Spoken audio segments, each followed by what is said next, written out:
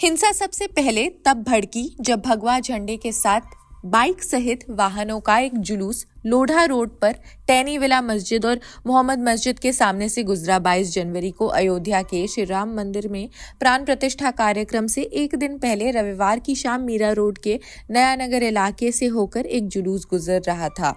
इस जुलूस पर कथित तौर पर पथराव की घटना के बाद ही दो गुटों में भिड़ंत हो गई, जिसके बाद यहां बड़ी संख्या में सुरक्षा बलों की तैनाती कर दी गई है। कहा जा रहा है कि उत्तेजक नारों, अफवाहों और स्थानीय पुलिस की आश्चर्यजनक अनुपस्थिति के ही एक मिश्रण के कारण ही रविवार रात नया नगर में हिंसा हुई, जिससे मीरा रोड का सांप्रदायिक ताना बाना बिगड़ गया। कुछ स्थानीय लोग ये देखने के लिए दौड़े कि कहीं मस्जिद की ओर गोलियां तो नहीं चलाई जा रही हैं और इससे भगदड़ मच गई। बाइक सवार भागने की कोशिश करने लगे। बाइक सवारों में से एक ने पास खड़े एक व्यक्ति को टक्कर मार दी, जिसके कारण झगड़ा हो गया। घटना के प्रत्यक्षदर्शी यानी कि आई विटनेस 52 वर्षीय टैक्सी चालक शौकत अली ने ऐसा कहा। रविवार को दो गुटों में टकराव की खबर के बाद ही महाराष्ट्र के गृह मंत्री देवेंद्र फडणवीस ने पत्थर फेंकने वालों पर कार्रवाई की चेतावनी भी दे दी। इसके बाद 23 जनवरी मंगलवार को नगर पालिका ने कहा कि वो अवैध निर्माण को हटाने के लिए इस इलाके में अभियान चला रही है। इस दौरान बुलडोजर से कुछ दुकानों के हिस्से गिराए गए। बताया गया कि इन दुकानों पर पहले भी कार्रवाई हुई थी, उन्हें नोटिस भी दिया गया था। न्यूज रिपोर्ट्स के हवाले से स्थानीय दुकानदारों ने बताया कि ये कार्रवाई बिना नोटिस दिए ही की गई है और कई सालों से यहाँ मौजूद है। जरूरी इंफॉर्मेशन में ये भी है कि नया नगर, काशी मीरा, नवघर, भयंदर और पेल्हार पुलिस स्टेशंस द्वारा कम से कम 12 एफआईआर दर्ज की गई और लगभग 23 गिरफ्तारियां भी हो चुकी हैं। जल्द ही और लोगों की गिरफ्तारी भी हो सकती है। पुलिस सोशल मीडिया पर 52 आपत्तिजनक और भड़काऊ पोस्ट की पहचान कर चुकी है। उनमें से 20 को हटाने में कामयाब भी रही और ऐसा बता रही है कि दूसरे पोस्ट को हटाने की प्रक्रिया में है। 2 एफआईआर सोशल मीडिया पर आपत्तिजनक पोस्ट करने और अफवाहें फैलाने से संबंधित है।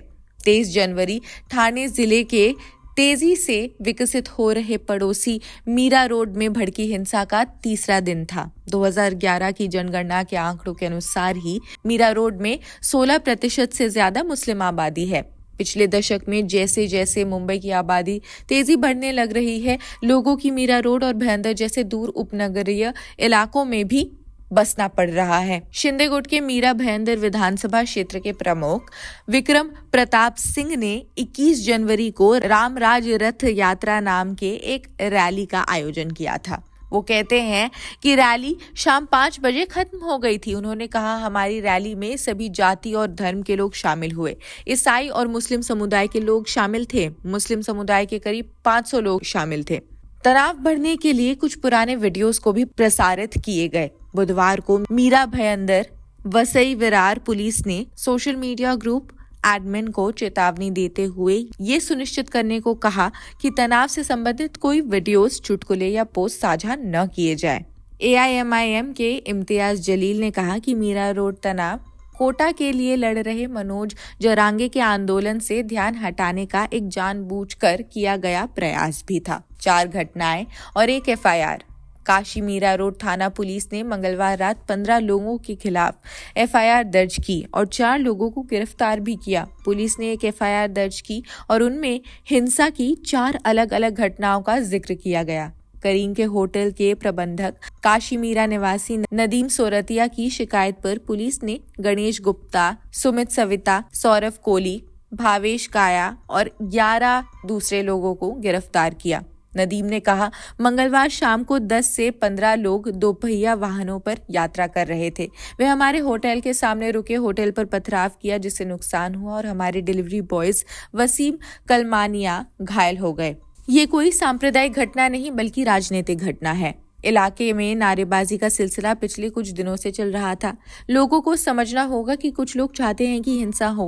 वो 2 समुदायों में दरार पैदा करने की अपनी राजनीतिक रणनीति के तहत जानबूझकर ऐसा कर रहे हैं। घटना के बाद पुलिस ने मीरा रोड में मुख्य रूप से उच्च मुस्लिम आबादी वाले कई स्थानों पर ही प्रमुख सड़कों में प्रवेश और निकास पर बैरिकेड्स लगा दिए हैं। इस बीच मीरा रोड विधायक गीता जैन ने ये कहकर विवाद खड़ा किया कि हिंदू समुदाय को अपनी ताकत दिखाने के लिए केवल 5 मिनट चाहिए। खैर, इस खबर में बस इतना ही। बाकी देश दुनिया की खबरों के लिए जुड़े रहिए जनसत्ता के साथ। शुक्रिया।